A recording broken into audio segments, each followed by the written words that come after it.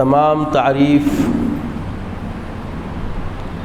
اس رب العزت کے لیے سزاوار ہے جو ساری خلقت کا پالنہار ہے، جس کے دست قدرت میں کل جہاں کی بادشاہت ہے، جو چاہتا ہے کر گزرتا ہے، وہ کل اختیار کا مالک و ملجا ہے، جس کے اختیار کو کوئی روک نہیں سکتا۔ وہ قدیم ہے، ابد الآباد سے ہے اور ہمیشہ ہمیشہ رہنے والا ہے، کوئی اس کے مثل و مانند نہیں۔ وہ اپنی ذات میں یکتا، وہ تنہا ہے، اس کا کوئی ہمسر نہیں۔ وہ کل عیوب سے پاک اور مبرہ ہے، کوئی اس کے مثل و مانند نہیں۔ میں گواہی دیتا ہوں کہ نہیں ہے کوئی معبود برحق لائق عبادت سوائے اللہ جل مجدہ کے، اور میں یہ بھی گواہی دیتا ہوں کہ محمد عربی صلی اللہ تعالی علیہ وآلہ وسلم اللہ کے بندے اور خاص رسول ہیں۔ صلاۃ و سلام نازل ہو ہمارے آقا نامدار حضور تاجدار محمد عربی صلی اللہ علیہ وسلم پر، آپ کی آل پر، آپ کے اصحاب پر۔ بزرگان دین، برادران اسلام، پچھلے جمعہ آپ نے بدشگونی کے متعلق خصوص کر ماہ صفر المظفر، دیکھیے نام میں بھی کتنی حکمت ہے، صفر المظفر، کامیابی دلانے والا مہینہ۔ اس مہینے کو لوگ اپنے اپنے اذہان سے، اس ماہ میں نہ کوئی شادی کرتا ہے نہ کوئی شادمانی کے کام کرنے کو پسند کرتا ہے، اپنے ذہنوں سے معاشرے کا ایسا تسلط ہم پر سائے فگن ہو گیا کہ لا علم رکھنے والے لوگ تو صحیح ہیں، علم والے بھی اس میں برابری کے شریک ہوتے ہیں، کیونکہ حجتیں چل نہیں سکتی، اور کٹ حجتیوں کے سامنے خاص کر 3 ضد مشہور ہے، راج ہٹ، تریا ہٹ اور طفل ہٹ۔ اس کے سامنے کوئی ہٹ نہیں چلتی۔ بادشاہ کی ضد، بادشاہ ضد کرے بیٹھ گیا تو کوئی اس کو منوا نہیں سکتا، اور دوسرے عورت کی ہٹ، اس کے سامنے اب دیکھ رہے ہیں آپ کیا کیا ہو رہا، میں بولنے والا بھی کچھ نہیں کرتا، مولوی کامل فاضل وقت کا خطوب غوث بھی رہا تو کریا ہٹ کے سامنے سرون ہوا تھا بیچارہ۔ اور بچوں کی ضد کیسی ہوتی، بچوں کی ضد، اور وہ ضد بھی آ گئے، میں بولنے والا بھی ان کی بات کو مجبوراً کچھ تو کچھ سن کے اس بات کو ہم خیال کرنا پڑتا۔ تو یہ جو بدشگنی بدفعلی جو لی آتی ہے، یہ ساری چیزیں ایک ایسی کتاب ہے جو ذہنوں سے چلتی، اس کو ہمارے استاد بولتے تھے لال کتاب میں ہیرے بولتے تھے۔ تو یہ لال کتاب کیا ہے، مصور رہتی رہی، ایک عورتوں کی الگ رہتی، وہ تو سو پڑھ لیا بھی تو تک وہ کچھ بھی نہیں ملتا مسئلہ، وہاں سے ایک نیا مسئلہ نکلتا بولتے تھے۔ تو وہ حالت ہمارے درمیان میں ہے کہ ہم سارے مسائل کو تو حل کر لے سکتے، جہاں پہ 2 چونڈے والے مل گئے تو داڑھی والا بیچارہ بحران ہوا تھا، اور یہ ہمارے معاشرے کی درگت ہے، اس کا کوئی انکار بھی نہیں کر سکتا۔ سنجیدہ سے سنجیدہ معاشرہ رکھنے والے لوگ بھی، فکر علم رکھنے والے بھی، دانشور بھی وہاں پر بسا اوقات ان کی تسلط اور ہر دھرمی کے سامنے ہار ماننے پہ مجبور ہو جاتا۔ تو جتنی مروجہ رسومات کے بارے میں پچھلے جمعہ آپ سماعت فرمائے، وہ سارے رسوم میں تریا ہٹ کا بہت بڑا رول ہے۔ تو عزیز اور بزرگوں، اس جمعہ میں نے جو تلاوت پاک کا شرف حاصل کیا ہے، سورہ حجرات کی آیت کریمہ ہے، 12ویں آیت ہے، جس میں اللہ رب العزت ایمان والوں سے خطاب فرما رہا ہے۔ اور اس آیت کریمہ کا شان نزول یہ ہے کہ پہلے کیا تھا، جب اللہ کے رسول صلی اللہ علیہ وسلم کسی جنگ پہ جاتے تو جو غریب صحابی ہوتا، دو سرمایہ دار صحابیوں کے بیچ میں اس کو جوڑ دیتے، جوڑی بناتے، تاکہ سرمایہ دار اپنے سرمایہ سے، طاقت سے لڑے، اور جو کمزور، نحیف اور غریب ہے وہ ان کی مدد کرے، کھانے پینے میں، ان کے رسد میں، خورد و نوش کے اہتمام میں ان کی مدد کرے۔ تو ایک صحابی کو جو دو سرمایہ دار صحابہ تھے، انہوں بولے جاؤ بھائی یہ کھانا ختم ہوگا، لہٰذا اللہ کے رسول صلی اللہ علیہ وسلم کے پاس ایک باورچی جو ہے حضرت بیان شاہد، ان سے بولو کہ بھائی کھانا دو۔ اتفاق کیا ہوا، ان کے پاس گئے تو ان کے پاس بھی کھانا وہاں پر بھی ختم ہو گیا۔ تو یہ دونوں صحابہ رسول صلی اللہ علیہ وسلم کی بارگاہ میں آئے، آ کے بولے بھائی ہم کھانا منگائے تو کھانا نہیں ہے بولے۔ جب ان کو بلایا گیا تو انہوں بولے ہاں بھائی کھانا ہو گیا، تو فوری ان کے اوپر بولے ہم تمہارے دانتوں کے اندر گوشت کی کوچلیاں دیکھ رہے ہیں، تمہارے دانتوں کے بیچ میں گوشت کی کوچلیاں دیکھ رہے ہیں۔ تو یہ آیت کریمہ نازل ہوئی، کیونکہ انہوں زن کے اوپر بولے، آنکھ سے کھاتے ہوئے ان کو دیکھے نہیں تھے، بس ایک اپنے گمان سے انہوں بول دیے، تو اللہ تبارک تعالیٰ فوری یہ آیت کریمہ نازل فرمایا، جس میں اللہ کا خطاب ہے یا ایھا الذین آمنوا اجتنبوا من الظن، اے وہ لوگو جو ایمان لائے ہو تم گمان سے بچو، اجتنبوا اجتناب کرو، بچو، کس سے؟ کثیر من الظن، بہت سارے گمانات جو تم کرتے ہو درمیان میں آپس میں، اس سے بچو۔ ان بعض الظن اثم، بے شک بعض جو تمہارا گمان ہوتا ہے، ظن جو کرتے کسی کے بارے میں، وہ کیا ہے؟ گناہ ہے۔ جانے بوجھے بغیر، حقیقت جانے بغیر کیا کرتے؟ ہلو ٹکا لگائے تھے، اندھی لگائے تھے، لگ گئی تو اپنی، نہیں تو پھر کیسا بھی اسے رفع کرواتے۔ تو یہ جو طریقہ کار انسانوں میں پایا تھا، اللہ رب العزت دیکھیے معاشرہ سنوارنے کا طریقہ دیکھیے، اللہ تعالیٰ بندوں کو بندگی کا سلیقہ سکھا رہا ہے کہ اے ایمان والو اجتنبوا کثیر من الظن، بہت سارے گمانوں سے، پہلوؤں سے کیا کرو تم اپنے آپ کو بچاؤ۔ ان بعض الظن اثم، بے شک بعض گمان کیا ہوتے ہیں؟ وہ گناہ ہے۔ ساتھ ہی فرمایا ولا تجسسوا، کسی کی تانگ جھانک میں نہ لگو۔ یہ تجسس کس کو بولتے ہیں معلوم؟ جاسوس اسی سے بنا، تجسس سے، یہ عربی لفظ ہے۔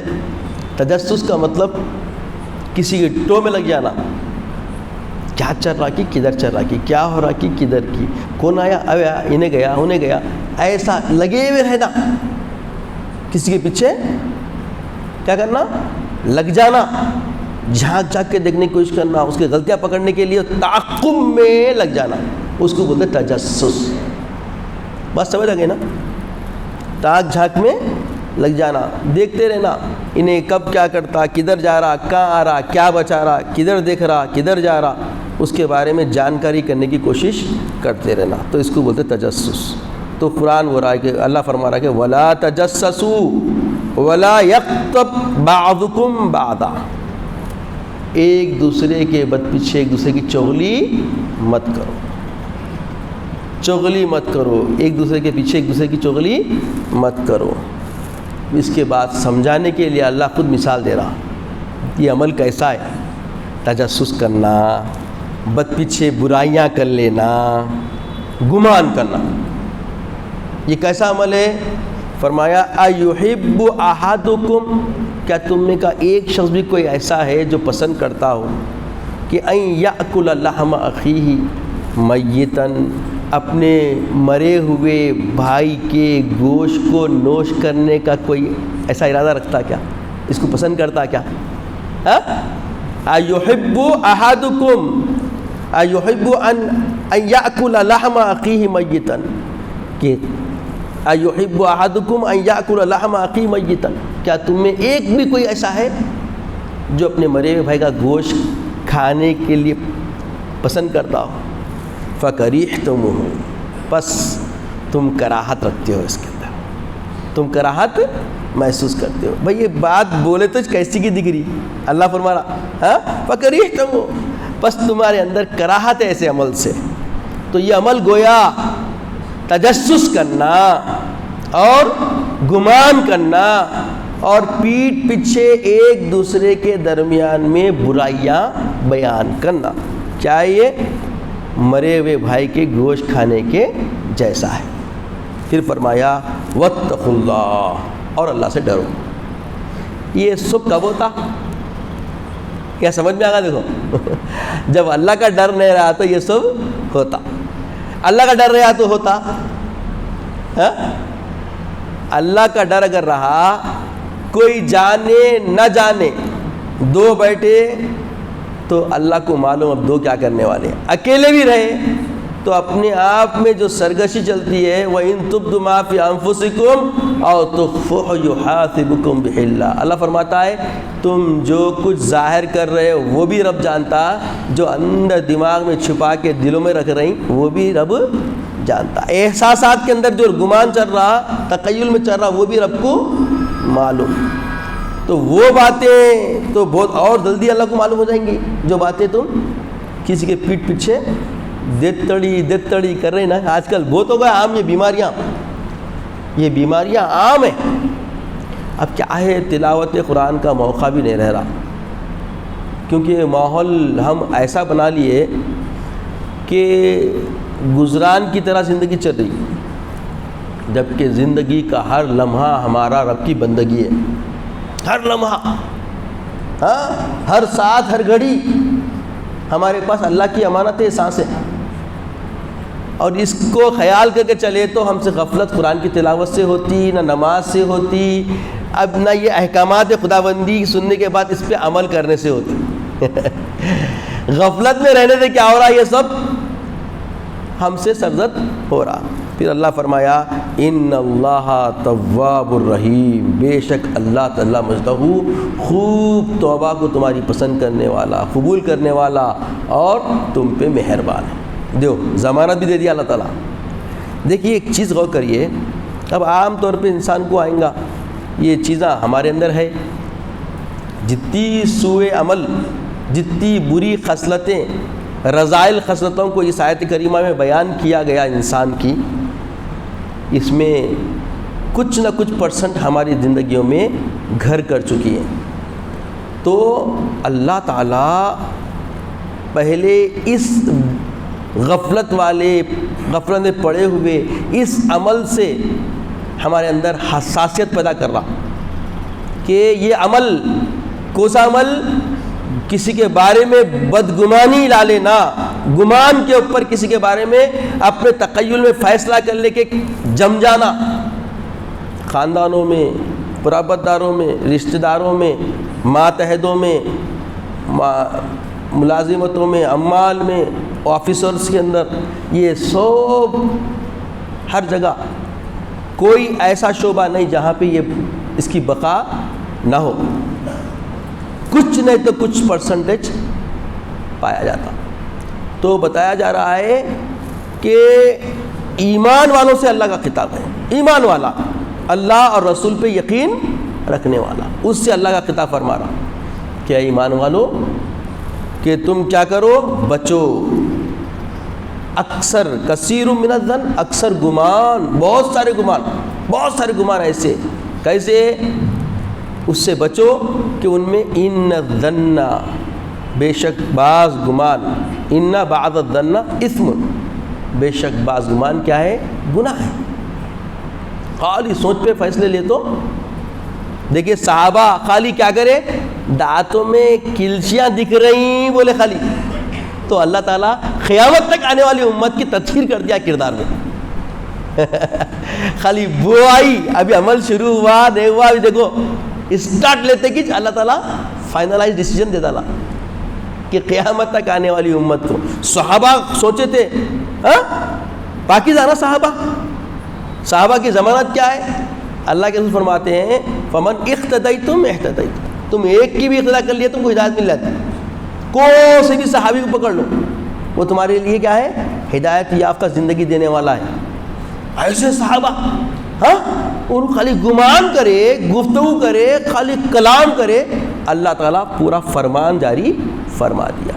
پھر فرما دیا کہ دیکھو یہ زن جو ہوتا ہے اس میں گناہ کا معاملہ ہے، اور پھر زن کے ساتھ کیا کرے، کیونکہ انہوں پیچھے لگے ہوئے تھے، زن کے ساتھ کیا کرے، ایک کو بھجائے بھی تھے خاصد کو، تو بولے ولا تجسس، تجسس مت کرو، اگر کوئی چیز کسی سے طلب کرے دیو بولے انہیں نہیں ہے بول دیا تو یہ بھروسہ کر لینا چاہیے، یہ ایمان ہے، جسے منگ رہے انہیں مومن اور منع کرنے والا بھی مومن۔ تو مومن جب گفتگو کرا، سوال کا جواب دے دیا، یقین کر کے خاموش ہوانا، ارے ایسا بولا نہیں بولا تو کیا کر رہا کہ اس کا کچھ تو کچھ ہوں گا بول کے اس کے پیچھے ٹو میں لگے، اس کے پیچھے تعقب کرے، تو یہ کیا ہے بولے تجسس ہے یہ، اور یہ کرنا بھی کیا ہے گناہ ہے۔ پھر بولے اب اس سے بچ گئے، گمان سے بچنے کی کوشش کر لیے، تجسس سے بچ گئے، تو اب کچھ بھی نہیں بول دیا تو ذرا کراہت آتی نہیں، ایک خفیف سی ناراضگی آتی۔ آج کل ہماری ضد کیسی ہے، ہمارا مزاج کیسا ہے، نفس ہے سب کے پاس، اور بنیادی طور پہ نفس کے بارے میں حضرت یوسف علیہ السلام ایک منزل پہ آ کے فرمائے کہ ان النفس لامارۃ بالسوء، بنیادی طور پر انسان کے اندر جو نفس امارہ ہے وہ برائی کی طرف لے آتا۔ اب کوئی کسی سے منگے کچھ بھی، بھائی یہ دیو بدل دیو بولے، انہیں نہیں دیتا ہوں بول دیا تو فوری نہیں دیتا ہوں بولتے کچھ اندر سے آتا، کیسا نہیں دیتا ہوں بول دیا۔ یہ نہیں سوچیں گے بھائی اس کی اختیار ہے نا، چیز اس کی ہے یا اس کے پاس اختیار ہے اس کا، تو منع کرا تو اختیار ہے نا، اس کی اختیار کو سمجھنے کی صلاحیت نہیں۔ یہ اکثر ہمارے گھروں میں ہے، بڑے بھائی سے کچھ منگے، چھوٹے بھائی کو نہیں بول دیے، غصہ آیا تھا، ذرا گاڑی دو جی میں جا کے آتا ہوں، نہیں بابا مجھے جانے کا ہے، اب جا کیا کرتا ہوں گھر میں۔ یہ عام بات ہے کہ معاشرے میں ایسا اتنا سراحت کر گا یہ عمل، یہ اتنا برا عمل ہے جس کو اللہ تعالیٰ حرام ہے، یہ عمل گناہ ہے، بہت بڑا گناہ ہے، اتنا بڑا گناہ ہے، اب آگے سنیں گے آپ تو معلوم ہوگا، مگر اتنا ہمارے معاشرے میں گھر کر لیا، جگہ بنا لیا کہ اس کو ہم برا سمجھ رہے نہیں، سرے سے برا نہیں سمجھ رہے۔ اب آگے بچہ بولتا، اماں کو بولتا، بھائی دیکھو گاڑی مانگتے کہ نہیں بولتا رہے، ایسا کر لیں کیا کہ گاڑی میں یہ کر دے رہا تھا وہ کر، یہ جو گفتگو کر رہا، اگر یہ گفتگو بڑا بھائی سن لیا کیا ہوتا، اس کی دلاداری ہوتی نہیں ہوتی، ہوتی نہیں ہوتی، تو کیا ہے یہ پوری گفتگو غیبت، کیا ہے بولیے غیبت۔ تو اللہ فرما رہا ہے وَلَا يَغْتَبْ بَعْضُكُمْ بَعْضًا، تم ایک دوسرے کی غیبت بھی مت کرو، زن سے بچے تو تجسس سے نکلے تو اب غیبت کا تو ٹھیکہ فطرت میں آتا، تو وہ قرآن بول رہا ہے کہ اس سے بھی بچو، اللہ کا حکم ہے۔ اور یہ تینوں عمل بیان کر کے اللہ فرما رہا ہے سمجھانے کے لیے، ایحب، کیا تم پسند کرتے ہو، احدکم، تم میں کوئی ایک بھی ایسا فرد ہے جو یہ چیز کو پسند کرتا ہو، کون سی چیز کو، ان یاکل لحم اخی میتا، کہ مردار بھائی کا گوشت کھائے اپنے۔ پھر خود اللہ فرما رہا ہے فکرہتموہ، اس کو بے شک تم اس کو پسند نہیں کرتے، بے شک تم اس کو پسند کیوں فرمایا اللہ تعالیٰ، کیونکہ فطرت میں ایسی پسند، ایسا معاملہ نہیں ہے انسان کے اندر کہ اپنے بھائی کا گوشت کھا سکے۔ پھر فرمایا واتقوا اللہ، اب یہ سب سے بچنا ہے تو بس اللہ کا ڈر رکھو، واتقوا اللہ، اور اللہ سے ڈرو، اور ان اللہ تواب الرحیم، بے شک اللہ توبہ کو پسند کرنے والا، قبول کرنے والا ہے اور مہربان ہے۔ دیکھیے دو چیزیں، دو صفتیں بیان ہوئی اللہ کی یہاں پہ، ایک تواب، توبہ کو قبول کرنے والا، ایکسپٹ کرنے والا، اور پھر رحیم، مہربانی کرنے والا، مہربانی کے ساتھ۔ اب بولیے راستہ دوسرا کچھ مانگنے کی ضرورت ہے کہ نہیں، ہاں؟ اگر یہ خطائیں ہیں ہم نادم ہو کے توبہ کر لیں تو توبہ کے ذریعے اللہ تعالیٰ کی مہربانی ہم پر نازل ہو جائے گی۔ اب اس کے بعد بتایا گیا، تو یہ جو پہلے جو حکم ہے یا ایھا الذین آمنوا اجتنبوا کثیرا من الظن، یہ جو ہے عام ہو گیا گمان کرنا ہمارے معاشرے میں، ہوا نہیں ہوا، ایک لمحے میں خالی سوچے تو سمجھ میں آتا نہیں آتا، تو یہ محض گناہ ہے، لہٰذا اس سے احتیاط کیا جائے۔ ابن کثیر نے اس سورہ حجرات کی آیت کے تحت بہت بڑی بحث فرمائی۔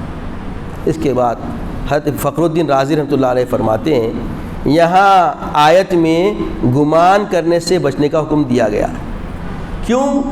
کیونکہ گمان ایک دوسرے کو عیب لگانے کا سبب بنتا۔ اسٹارٹ ہے یہ، عیب لگانے سے پہلے کیا آتا؟ گمان آتا انسان کے اندر۔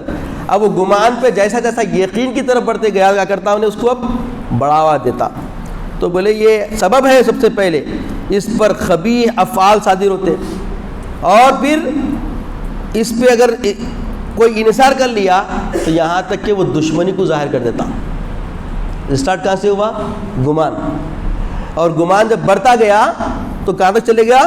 دشمنی کو ظاہر کر دیتا، اور کہنے والا جب ان امور میں یقینی طور پر واقف ہوگا تو وہ اس بات پر بہت کم یقین کرے گا کہ کس میں عیب ہے تاکہ اسے عیب لگائے، کیونکہ کبھی فعل بظاہر خبیث ہوتا ہے اور کبھی لیکن حقیقت میں ایسا نہیں ہوتا، اس لیے ممکن ہے کہ کرنے والا اسے بھول کر رہا ہو یا دیکھنے والا اس کو غلط سمجھ رہا ہو۔ یہ امکان ہے، اتنے امکانات ہیں کہ کسی کے بارے میں ہم گمان کر کے فیصلہ نہیں لے سکتے، مگر گمان سے فیصلے لوگ لے لیتے تو نتیجہ کیا ہوتا؟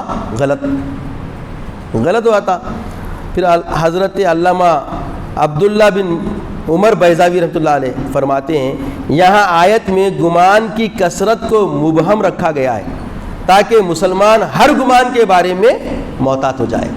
جو کثیر من الظن کہا گیا، بہت سارے گمان بولیے، ایسا مبہم لفظ ہے کہ اچھا گمان بھی برا گمان بھی کرتے کہ گمان کس کے بارے میں بھی، گمان سے ہی بچو، سرے سے گمان کے بارے میں ذہن سے اپنی ذہن سازی کر لو، تیار کر لو اپنے آپ کو، تاکہ مسلمان ہر گمان کے بارے میں کیا ہو جائے؟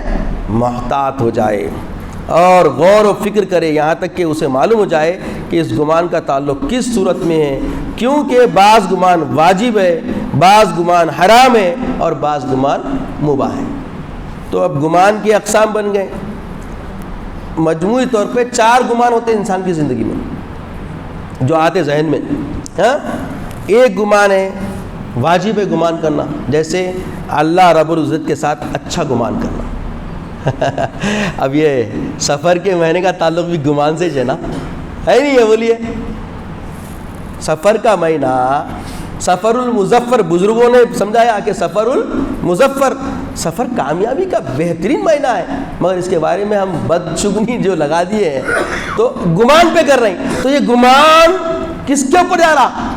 اب سن لیے کہ یہ ایام کا تعلق زمانے سے، اور اللہ فرماتا ہے کہ الزمان منی انا من الزمان، زمانہ مجھ سے اور میں زمانے سے، ولا سبا، گالی مت دو زمانے کو، اللہ اکبر، آگاہ کر دیا گیا، لا سب للزمان، زمانے کو آپ گالی نہیں دے سکتے۔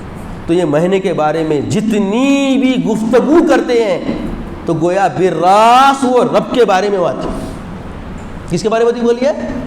رب کے بارے میں ہوتی۔ تو یہ گفتگو کرنا مومن کا شعار نہیں، بلکہ یہ کیا ہے؟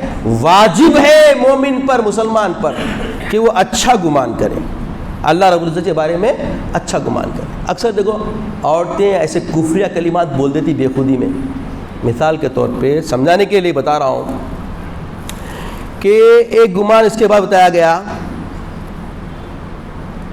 حرام ہے، ممنوع ہے، وہ کو ساتھ جیسے اللہ تعالیٰ کے ساتھ برا گمان کرنا، اللہ کے ساتھ اچھا گمان کرنا کیا ہے؟ واجب ہے، اور اللہ کی ذات کے بابت، اللہ کی بابت برا گمان کرنا حرام ہے۔ مومن کے ساتھ ہر گمان جو ہے، مومن کا جو ہے اللہ کی ذات میں اچھا ہونا۔ تو یہاں پہ بعض عورتیں حرام گمان کر دیتی، جیسے کہ اب کسی نوجوان کا انتقال ہو گیا تو نعوذ باللہ کیا جملہ بولتے؟ اللہ کیا ظلم کر دیا بھائی، اللہ تعالیٰ استغفر اللہ۔ یہ سننے میں آیا نہیں آنے معلوم، میں سنا ہوں بعض جاہل قسم کی عورتیں ایسے جملے کفریہ بول دیتی اسے ایمان ہی چلے آتا, نکاح بھی تلے آتا, نہیں معلوم. یہ جملوں سے نکاح بھی فسق ہوتا, کفر کلمہ آئی ہے. اللہ کے بارے میں بولیے بدگمانی حرام ہے, حرام ہے, حرام ہے, ذہن میں رکھیں. ہاں ایسے بہت جملے بولتے لوگ جو اللہ کی طرف کیا کرتے, بدگمانی کر دیتے. پھر اس کے بعد بولے مستحب ہے جیسے صالح مومن کے ساتھ نیک گمان کرنا. کبھی بھی ہو اپنے بھائی کے بارے میں لفظ مومن بھائی کہیں دکھ گیا, ارے چھوڑو جی, کتنے لوگ بولتے اور اتنے جری ہوتے بولنے میں, اللہ کی پناہ. ارے نہیں کرو جی, ایسا نہیں بولو بول کے بنا کر دیا.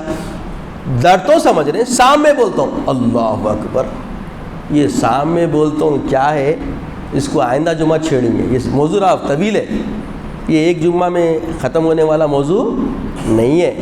بس یہ سمجھ لو کہ اب ایسا بولنے والے کی بھی خیر اسلام میں تو نہیں ہے. پوری ذمہ داری سے بولو, اللہ کے رسول اتنا اچھا سمجھا کے چھوڑے ہیں, مگر ہم وہ اللہ کے رسول کے اقوال, وہ احادیث نبویہ جانتے ہی نہیں, جاننا چاہتے بھی نہیں. اب آج کل تو یوٹیوب فیس بک ایسا ہو گیا, اب دیکھو یہ بیان بھی یوٹیوب پہ جا رہا, فیس بک پہ جا رہا, تو لوگوں کو معلوم ہو جانا نا بھائی کوئی سی بات کدھر موضوع کے تحت ہوتی. ہاں ایک کا لے کے ایک جگہ لگا دیا, فٹ کر دیا تو نہیں ہوتا. گاڑی کے ہر نٹ بولٹ اس کے حساب سے متعین ہوتے, ایک جگہ کا ایک جگہ لگایا تو حل ہوتا کیا. ایسا بہت سارے لوگ آسان سمجھ رہے ہیں. تربیت ضروری ہے, اور تربیت کیا ہوتی, صحبت سے آتی, صحبت صالح ہونا. اس واسطے کیا ہے, اپنے اپنے محلوں کی مسجدوں کو آباد کرو, امام کو اچھا رکھو, امام کے قریب رہو, امام سے ربط میں رہو, 5 نمازیں پابندی سے پڑھے, تو ہر نماز کے بعد کچھ نہ کچھ گفتگو ہوتی, علم ملتا رہتا.